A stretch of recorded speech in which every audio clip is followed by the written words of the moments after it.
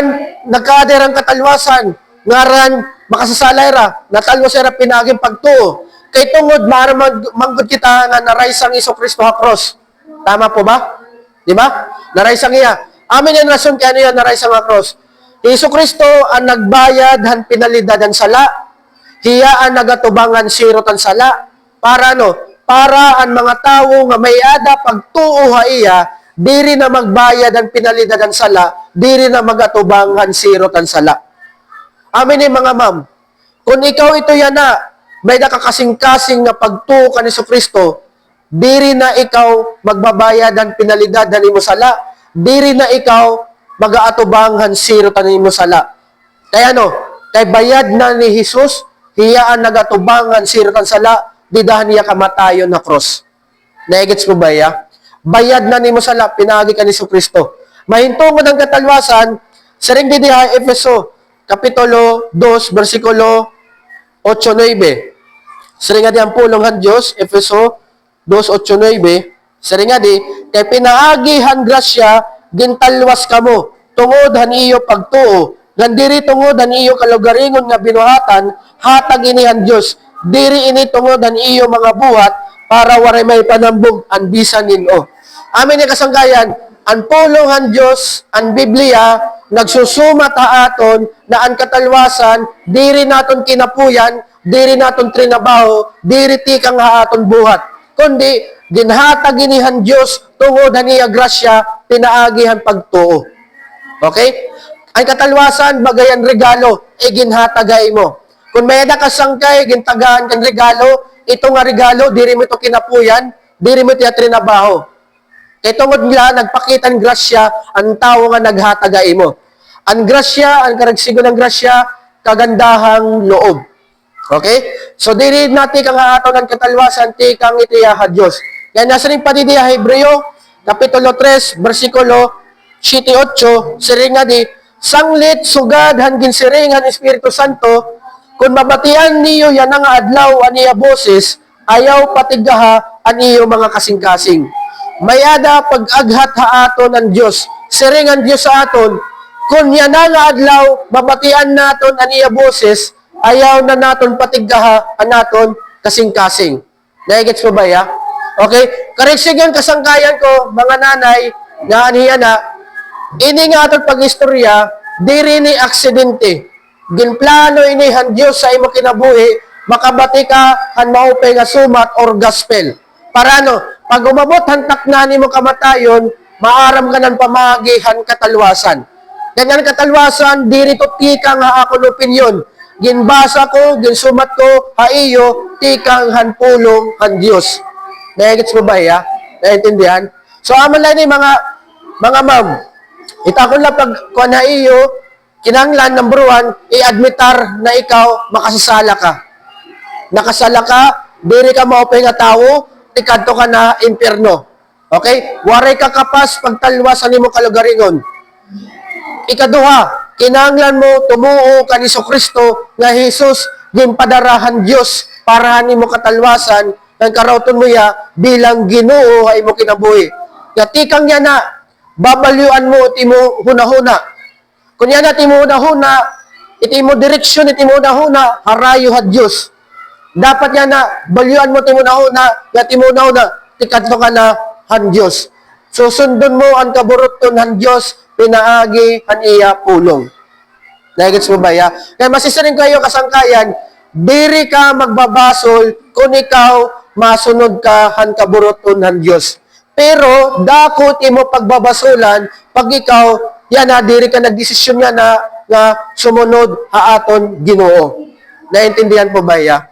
So, iniya na, pag-agatin ni hato ng Diyos na kita, number 1, na nagkikinanglang kita bulig niya. So, amoy na akong gusto igsumat ha iyo, amag yapan gusto namon igsumat ha iyo. Yan, last na versikulo, last na po ini, Mateo, Kapitulo 11, versikulo 28. Siring nga di, ang nagyayakan ini, anaton Ginoo. Siring niya, daop haakon, kamo nga tanan nga ginugulan, nga binubugatan. Yan tatagan ko kamuhin kapahuwayan. May ada pag-aghatato ng Ginoo nga Kristo. Ano sa ring ni Jesus? daop haakon. Okay? Kaya ano kita ginpapadaop? Kay kita na mga tao, harayo na ha Diyos. Tungodhan, sala. Okay? Hinot ginpapadaop pa ya, kamo nga tanan nga ginugulan nga binubugatan. Mga kasangkayan ko, mga nanay, dinihan New Hope Elementary School, maara man Ginoo nga kada usa aton dinhi nagaatubanghin problema. Maara man Ginoo, posible problema pamilya, may daka problema asawa, may problema ka imo anak, may problema ka ha kwarta, negosyo, trabaho, kalusugan. Siringan Ginoo, kung ginugulan ka na, binubugatan ka na, ano niya siring? Daop kita iya. Ha oras nga may nakita mabugat nga problema, ayaw kita pagpaharayo ha Ginoo. Kundi dumaop lugod kita iya.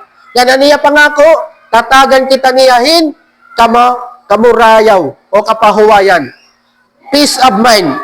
Imagine niyo, oras nga may naka mabugat nga problema, may naka peace of mind. Naigits ko ba ya?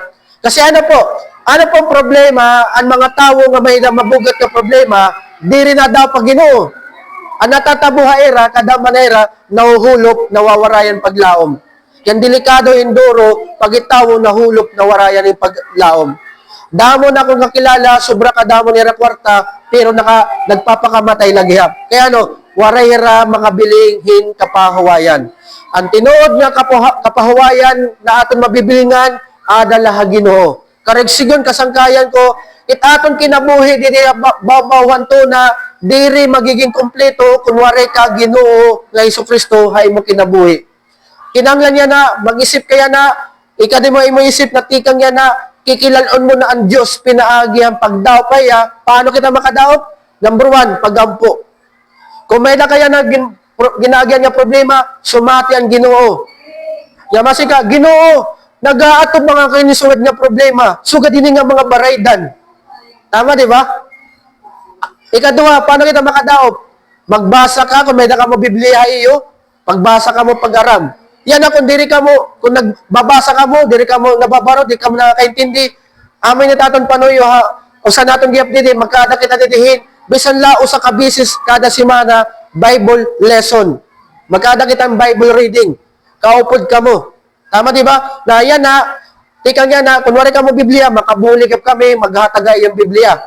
So, amin yung panahon na diri na natin patigahon na natin kasing-kasing. Di ba? Natuda ko, mga nanay, di ba kamon ilaw ng tahanan? Nasa rin ang pulong ng Diyos, ang suga, ang kalibutan, ang kapawa, ang kalibutan na naton, Ginoo nga Hesukristo.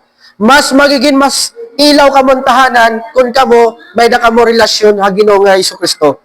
Kaya diri la kamot mga benepisyo aniyo asawa pati gyapon aniyo mga anak. Magdadako hera nga may na pagtuongan kahadlo ka Dios kay tungod nga gingamit kamo han Dios. Sumatan ko kamo dati waray pa ko pagtuo kan Hesukristo, waray pa ko kan Hesukristo, itakon kinabuhi. Paaga nga inom, huygo, makusog na buyayaw. Pero pinagi kan Hesukristo ginbalyo niya ta kunahuna. Okay? So, umabot niya pang punto na kumpare, sapit pa kami magkabulag. Diba? E tungod na namin ito na akong diri maupay nga buhat. Pero pinaagi ang pulong ang Diyos, diba, nabaguan ako kinabuhi, dirili ako pati tak pamilya. Negits ko ba ya? Sanglit, sari ko pa yun, kung may ka problema yung asawa, ang solusyon lati anaton Ginoo. Waray la kasira relasyon ha Ginoo. Diri lera nakilala pa ha Ginoo. Pero kung tutugutan niyo na magkada relasyon niyo asawa ha Ginoo, amo to ya, kada semana magkada kitahin once a week nga Bible lesson and Bible reading. Diniya niyo makaniya ko kada usa la ka bisis. Kaya usa la to ka oras. Ay ka pa ito, usa ka semana, usa ka bisis la, usa ka oras mag-aaram lang kitang pulong ang Dios. Naigits mo ba ya? Naintindihan? So, ginagat ko nga magkatukdo kita, magampo kita. Okay, closing prayer kita. Sige, ipiyong ta natin mata, idukutan natin ulo. Kung ikaw yan na dinhi, nagunahuna kaya na nga, itimo direksyon, itimo kinabuhi, ikadto na ha Diyos, pinaagyan nimo pagtuo kan Hesukristo, yan pag-araman niya pulong. Kung ikaw man yan na, may nakakasing-kasing nga pagtuo kan Isus, ginaaghat ko ikaw, ialsa nimo wala nga kamot, nganto nga kamot, pagpapakita nga may da ka na pagtuo kani Kristo. Magampo kita. Langit na namay, damo nga salamat animo pagigugma amon. Nagpapasalamat kami nga tungod hanimo gugma, imo igin padara kanamon Ginoo nga manunubos kay Kristo para magkada kaming katalwasan pinaagi ang pagtuo.